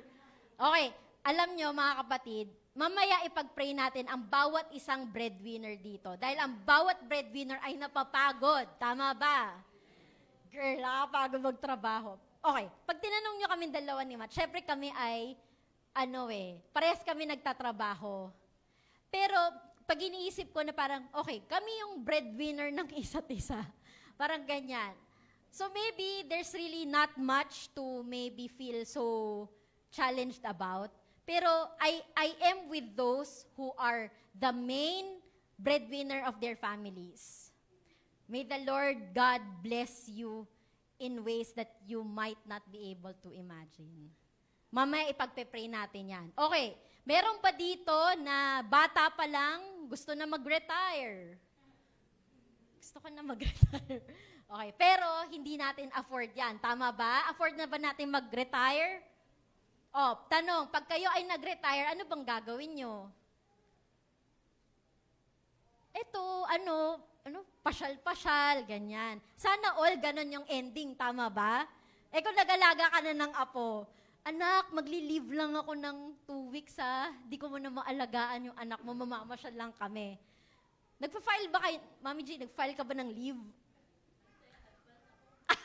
O, advance, di ba? So, kailangan i-schedulein, di ba? So, sige po, tayo po ay tumayo, ipag-pray natin yung how we'll be able to serve sa pamamagitan o sa paggamit nung kung paano tayo binibiyayaan ng Panginoon. Ipagpapray natin ang bawat isang member of our family, Minsan, pag inisip nyo, yung mga babies, wala namang ambag yun eh. May ambag na ba sila? Wala. In fact, very dependent sila sa mga magulang nila.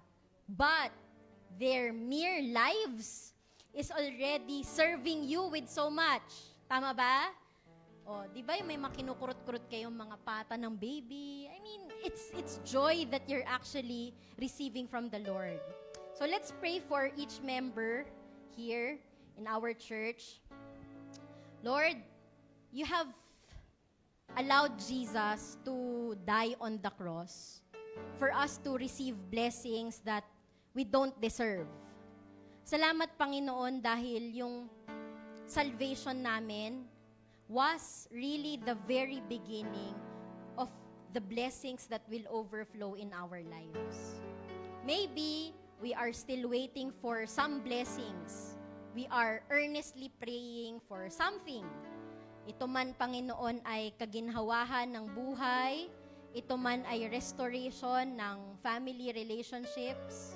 Ito man, Panginoon, ay filling in something empty na minsan na-feel namin na parang may kakulangan sa buhay namin.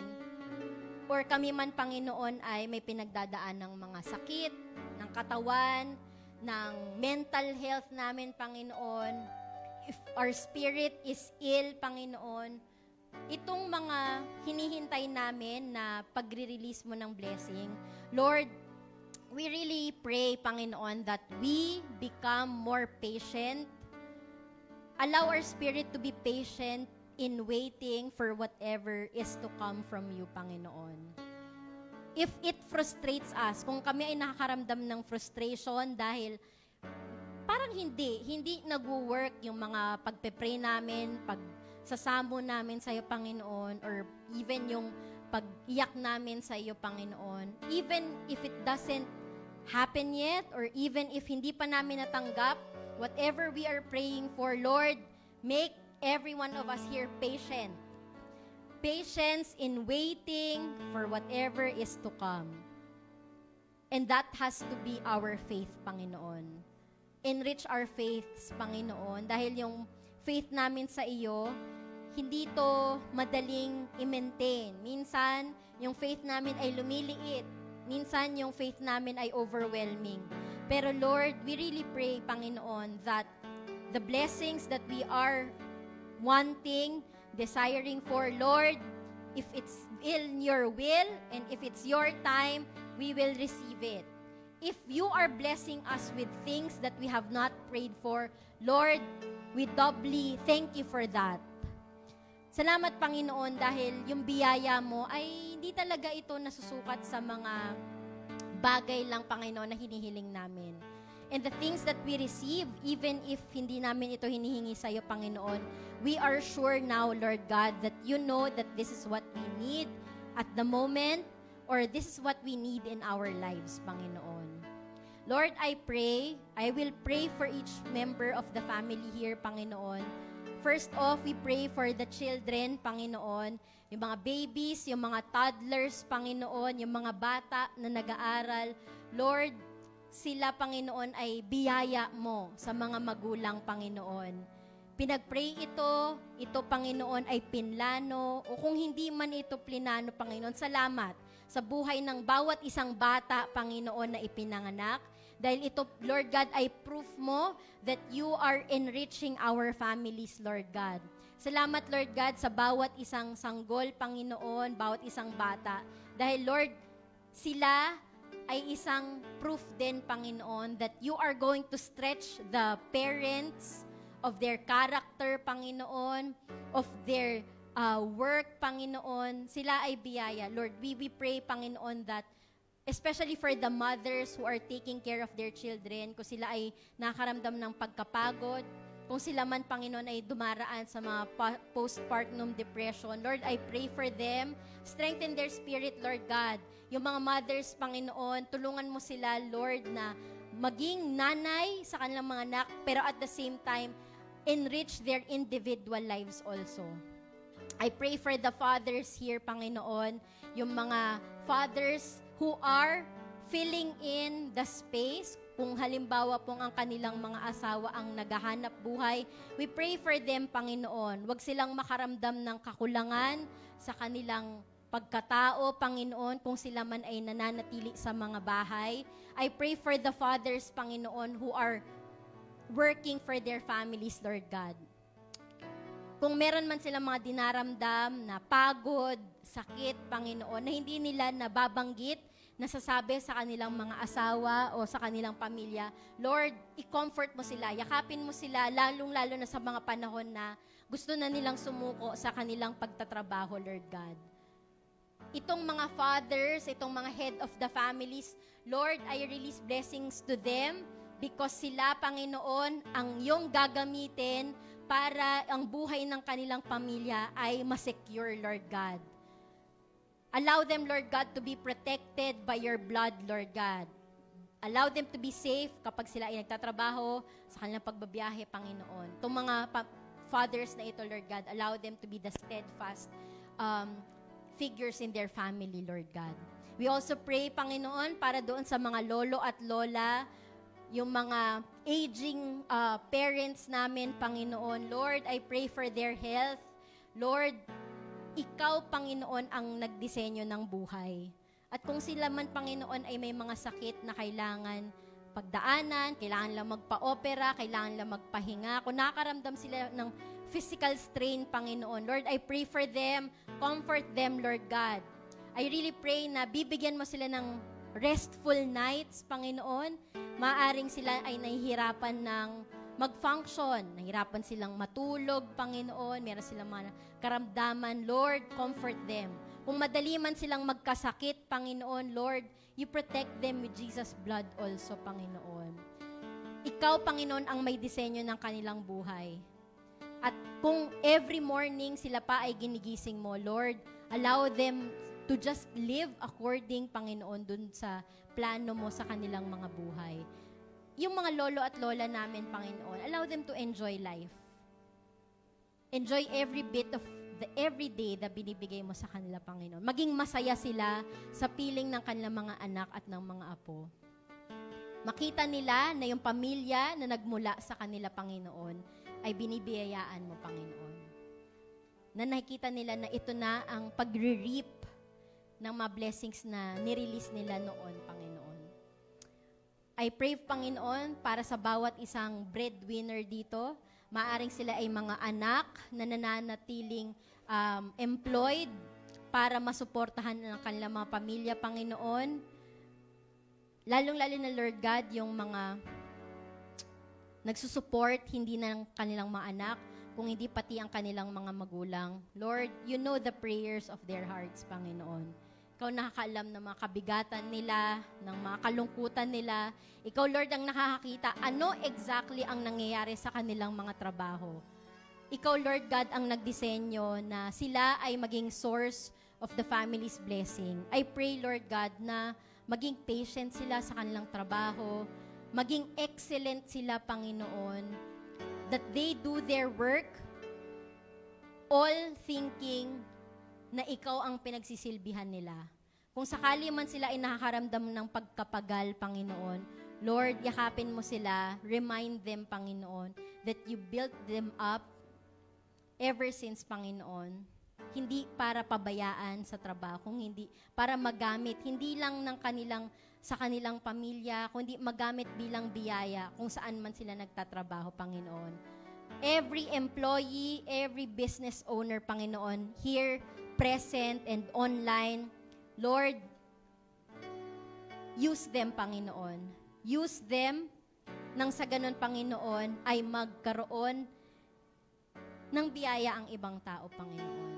And if they feel na exhausted na sila, Panginoon, na nauubos na ang kanilang pagkatao dahil sa pagtatrabaho. Lord, also remind them that hindi mo sila ginigising everyday para lang magtrabaho. Tulungan mo sila, Panginoon. We pray for this church, Lord God. Itong KM, ito ay lugar kung saan nare-receive namin ang dalawang bagay. Kami, Panginoon, ay nakaka-receive ng blessings, pero dito rin kami, Panginoon, nakakapagsilbi.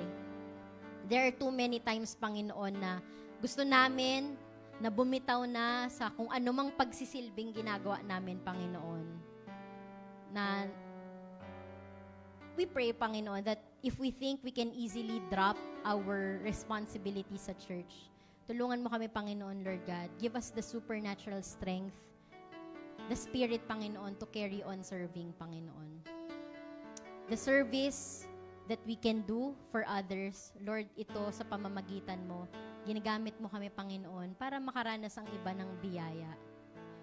Kung meron man, Panginoon, na financial instability na nararanasan ang bawat isa, Lord, we really pray na matutunan namin na umasa doon sa kakayanan mo na kami ay i-bless. Kung kami man, Panginoon, ay may mga utang na kailangan bayaran, Lord, help us. Help us to manage our finances also. And if you feel like, Panginoon, kulang ang aming pinagkakakitaan, kung meron kaming mga kapatid dito na walang source of income, Lord, we pray that you bless them, Panginoon. Sa kaparaanan mo, Lord God, mararanasan nila na sila ay magiging productive na mga tao, Panginoon. Lord, whatever we have, everything that we own, everything, Panginoon, na ibinigay mo sa amin at pinahintulot mo sa aming mga buhay, ito, Lord, ay lahat ay temporary lamang. Prepare us for eternity, Panginoon. Allow us to experience true riches, Lord God. Kung kami man, Lord God, ay inihahanda mo for the glorified life, Panginoon, Lord, make us worthy, Panginoon. Jesus has made us worthy, but allow us, Panginoon, to understand what that means, Panginoon. At habang kami ay busy na mag-build ng aming buhay dito sa mundong ito, Panginoon, allow us, Lord God, to be busy also to build our lives in eternity, Panginoon. Make us excited for what eternity has to offer, Panginoon. Salamat for the salvation, Panginoon, dahil kung kami ay hindi saved, hindi namin mararanasan ng eternal life. Salamat, Panginoon. Lahat ng ito, Lord God, ay dinadalangin namin. Lahat ito, Lord God, ay ino-offer namin sa iyo. Salamat, Panginoon. Salamat, Jesus, sa kabutihan mo. Salamat, Panginoon. Itong buhay na ito ay pahiram lamang sa amin. Pero alam namin, Panginoon, na ito ay gagamitin mo for your greater glory. All these, Panginoon, ay pinagpipray namin. In Jesus' mighty name, Amen. Salamat po.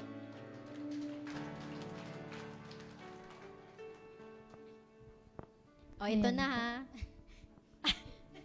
Ayun Go, po, Ara. dadako na po tayo sa ating tithes and offering. Ayan. Ang magbigay daw po ng may masayang puso, nagpapakita na kinikilala daw po natin na sa Diyos nagmula ang lahat. Kaya naman magbigay po tayo ng may masayang ating puso. Sama-sama po tayong umawit para sa ating Panginoon. Blessings overflow, overflow. Blessings overflow, overflow. Blessings overflow, overflow, overflow, overflow, overflow. Blessings overflow, overflow like a river flows from heaven's sun overflow. Blessings overflow, overflow like a river flows from heaven's sun overflow.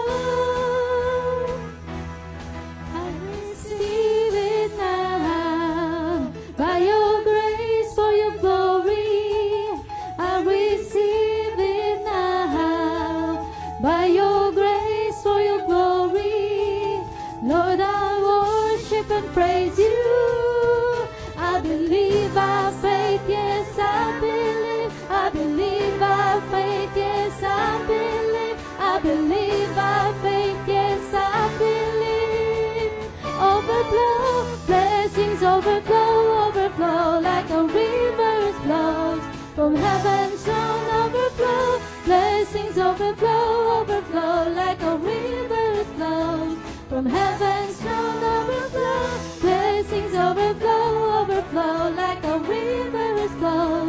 From heaven's throne overflow, blessings overflow, overflow like a river flows.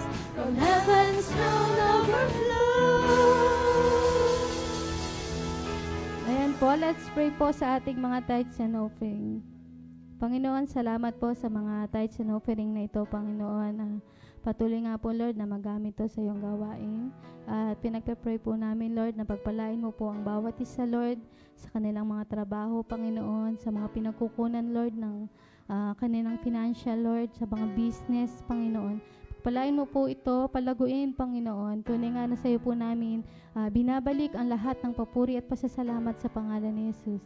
Amen. Amen. Okay po, announcement. Ayan. Tithes and offering po can be sent through BPI account, Metrobank, GCash. Ayan. Worship service po every Sunday at 9:30 a.m. Prayer intercessions tuwing Saturday po yan at 9 a.m. Okay, please like, comment, share, and subscribe po sa ating YouTube channel, Facebook page. Ayan, sa Instagram, Spotify, at saka po sa TikTok. Okay, sa birthday celebrant po, ayan, kantahan po natin sila. 1, 2, 3. Happy birthday to you. Happy birthday to you. Happy birthday, happy birthday, happy birthday to you. Ayan, sa February 18 po, kay Mitch Nepomuceno. At sa February 24 naman po, kay Gerald Villasenor. Ayan, happy birthday po, God bless po. Sa ating pong TSG in church, kaligtasan lesson after the service po yan. A special announcement po, don't miss our couples night. Tonight at Casa Celeste, start at 6 p.m. po. Yan. Bring pen and scissor po.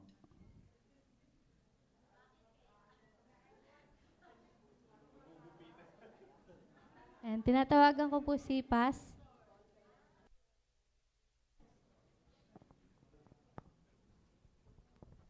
Yan, Nina, may dadagdag ka ba para sa mamayang gathering? Meron ba? Wala naman. Basta po hindi yung outfit po, tama. Semi-formal po sa mga couple natin. So, tungkabin nyo na, tungkabin. Yung mga tinatago ninyo, mga dress at, ewan ko, mag-Amerikana ba kami ni... Okay. Basta maging po ka-excited sa gagawin po ng ating events. Masaya, masarap at talagang pinagpala tayong mga may asawa. Masaya po ba kayo? May asawa kayo? Amen. Ako, wala po yung aking darling ngayon. Nasa on-call. Pero masaya po tayo dahil meron po tayong katuwang sa buhay. At lalong pinagpapala ang mag-asawang may takot sa Diyos, naglilingkod sa Panginoon. Okay, tayo na po tayo lahat. Taas po natin sa Panginoon ang ating mga buhay, ang ating pamilya. Lahat-lahat itaas natin sa Panginoon. Maraming salamat po, Ama. Ang aming buhay, Panginoon, ay nasa iyong mga kamay. Kami, Panginoon, ay mahal mo. Importante kami sa iyo. Ikaw, Panginoon, ay punong-puno ng awa, habag, at ikaw po, Panginoong Hesus, ang tunay na pagpapala. Kaya salamat po, kahit na maraming mga challenges, trials,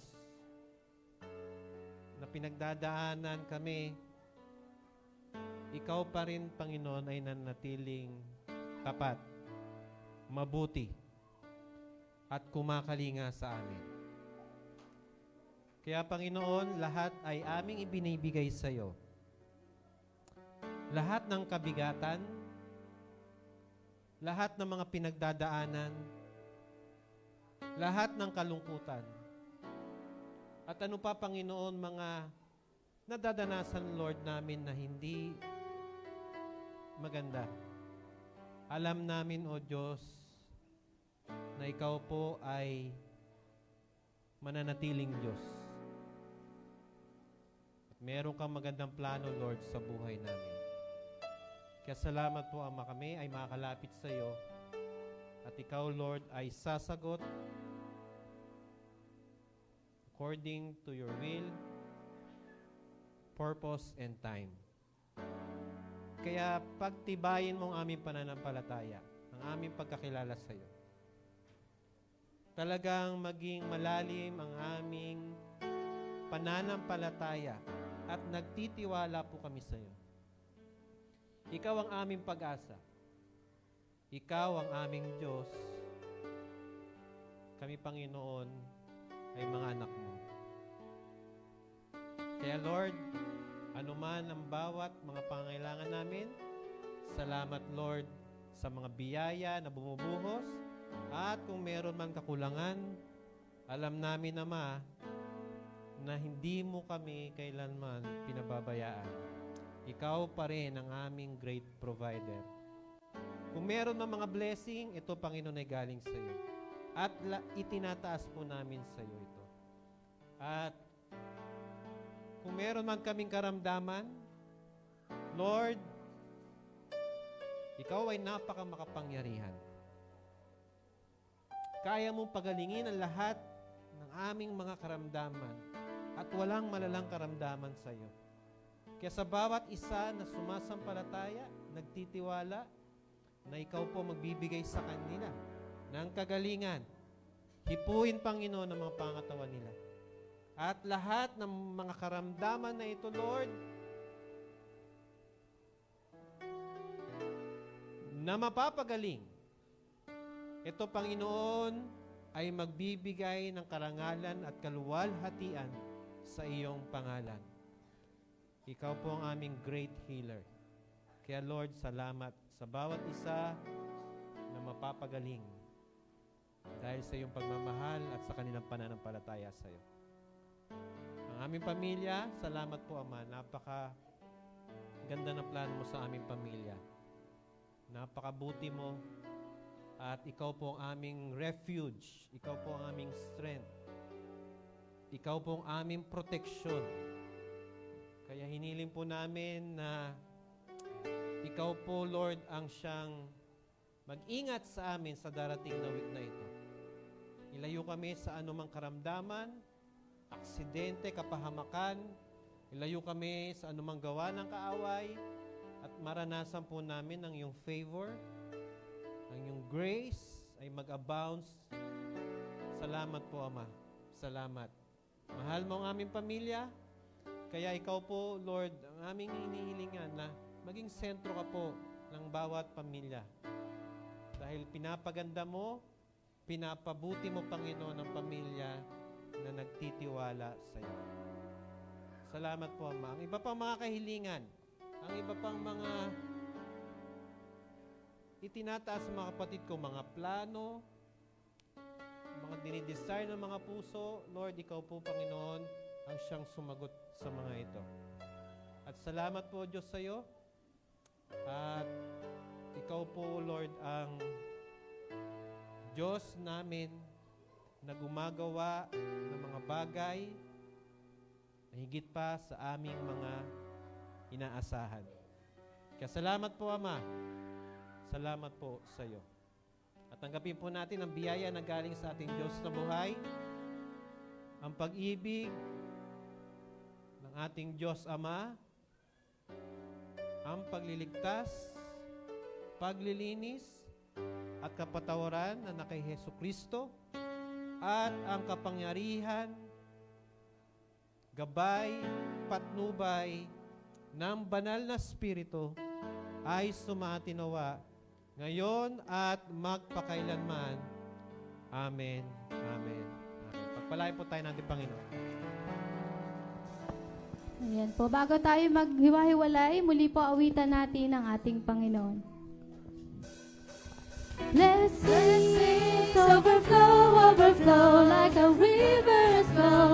From heaven's throne overflow, blessings overflow, overflow like a river flows. From heaven's throne overflow, I receive it now. By your grace, for your glory, I receive it now. By your grace, for your glory, Lord, I worship and praise you. I believe by faith, yes, I believe. I believe by faith, yes, I believe. I believe by faith, yes, I believe. Overflow, blessings overflow, overflow like a river flows. From heaven's throne overflow, blessings overflow, overflow like a river flows. From heaven's throne overflow. God bless po. See you on next Sunday po.